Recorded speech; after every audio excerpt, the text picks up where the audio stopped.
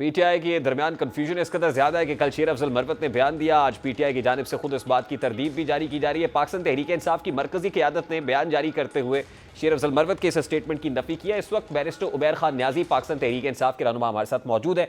अस्सलाम वालेकुम न्याजी साहब, बहुत बहुत शुक्रिया आपके वक्त के लिए। सबसे पहले तो बड़ा सादा सा सवाल है, आप भी ये समझते हैं कि रजीम चेंज ऑपरेशन में सऊदी अरब मुलव्वस था और आपकी हुकूमत को सऊदी अरब ने गिराया?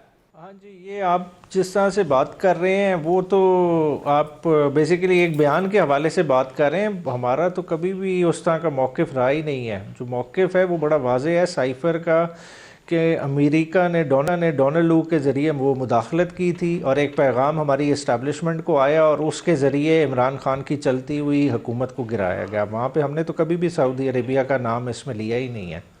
बट शेर अफजल मरवत आपकी मरकजी कमेटी का हिस्सा है। शेर अफजल मरवत साहब ने जो स्टेटमेंट दिया है, क्या बानी पीटीआई को ऑन बोर्ड लिए बगैर दिया है? ये पाकिस्तान तहरीक इंसाफ का पॉलिसी स्टेटमेंट नहीं है?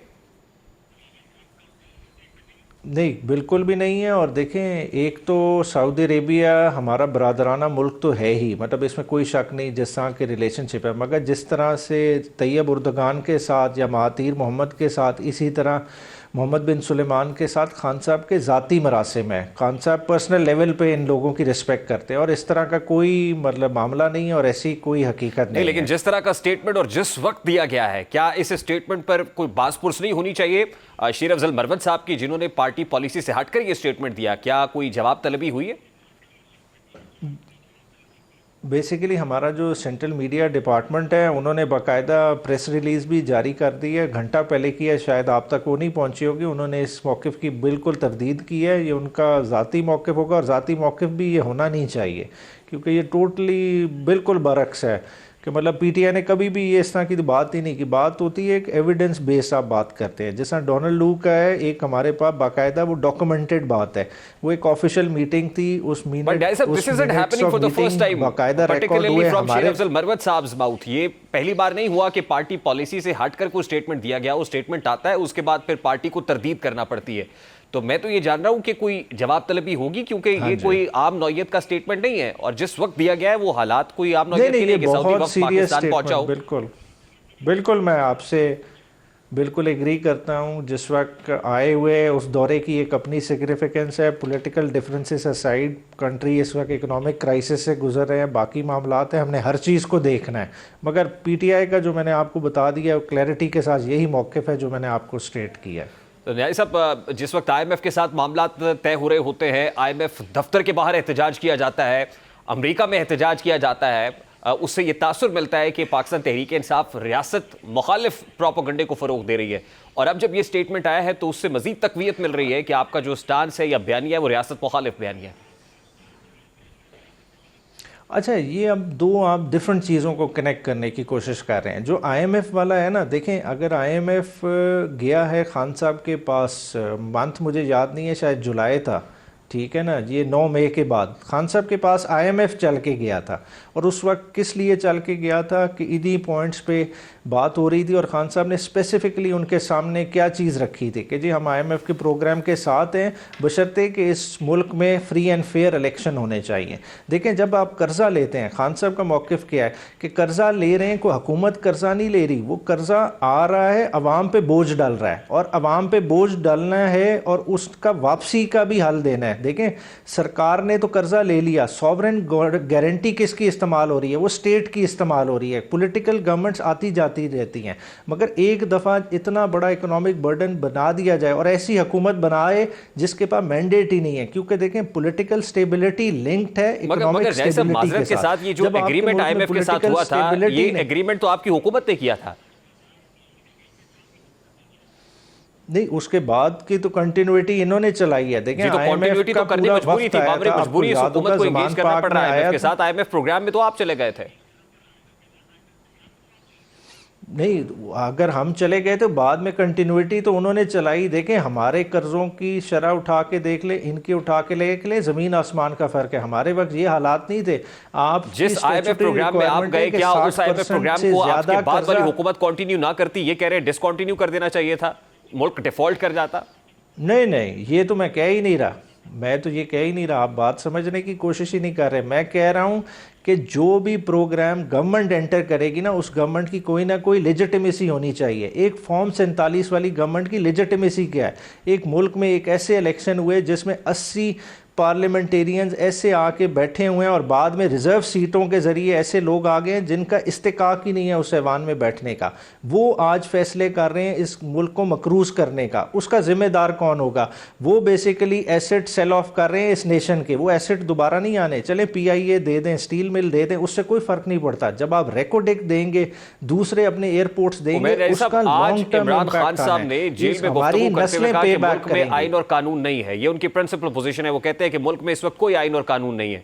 अगर मुल्क में वाकई आइन और कानून नहीं है तो फिर खैबर पख्तूनख्वा में जो हुकूमत बनी आपकी, वो किसी आइन और किसी कानून के ताबे नहीं बनी। फिर जो केपी गवर्नमेंट आपकी है इस वक्त, देखें KPK में तो वो माहौल कंट्रोल ही नहीं कर सके।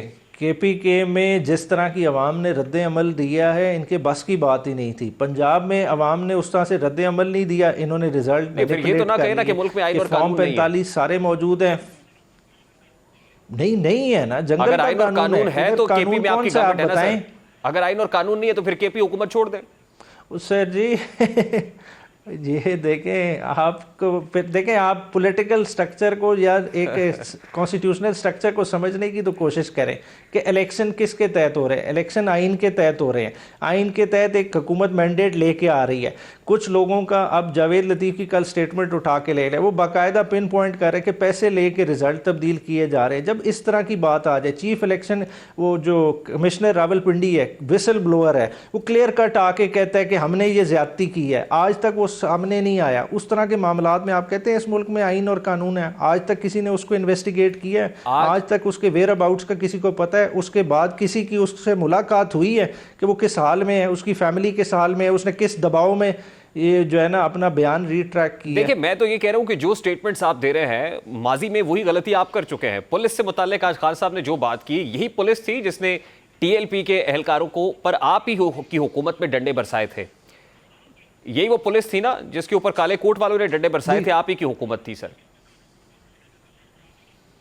नहीं, किस वाक़े की आप बात कर रहे हैं? मैं TLP वाक़े की बात कर रहा हूं। पहले जब TLP के साथ पुलिस के साथ हेड ऑन कोलिजन हुआ था तो पुलिस वालों ने, मैं TLP जब सड़कों पे निकली थी तो पुलिस वालों ने जिस दीदा दलीली से TLP के कारकुनान के ऊपर धावा बोला था, वो भी आपके सामने। वो तो फैजाबाद धरना की रिपोर्ट अब आ गई है ना, उसमें रिस्पॉन्सिबिलिटी फिक्स करें ना। वो तो गवर्नमेंट के ऊपर फिक्स कर रहे हैं। आया हुआ है कि प्रोविंशियल गवर्नमेंट ने लोगों को पहुंचने दिए। वो तो गवर्नमेंट के ऊपर फिक्स कर रहे हैं। इसका मतलब उस वक्त की जो गवर्नमेंट थी वो एंटी एस्टैब्लिशमेंट नैरेटिव ले रही थी, बिल्कुल गलत था। किसी भी सबूत के बगैर एस्टैब्लिशमेंट के ऊपर या इंटेलिजेंस एजेंसीज के ऊपर इल्जाम लगाए जा रहे थे। आज जब आप इंटेलिजेंस एजेंसीज के ऊपर इल्जाम लगा रहे हैं तो क्या आपके पास सबूत है? देखें, इंटेलिजेंस एजेंसी और एस्टैब्लिशमेंट दो मुख्तलिफ चीज़ें हैं। आप उस तरह से इक्वेट नहीं कर सकते। एस्टैब्लिशमेंट कोई हमारे आइन का हिस्सा नहीं है। इमरान खान साहब ने DGISI के ऊपर इल्जाम लगाया, नाम लेकर DGC के ऊपर इल्जाम लगाया। आज उन्होंने chief of the army staff का नाम लिया है सर।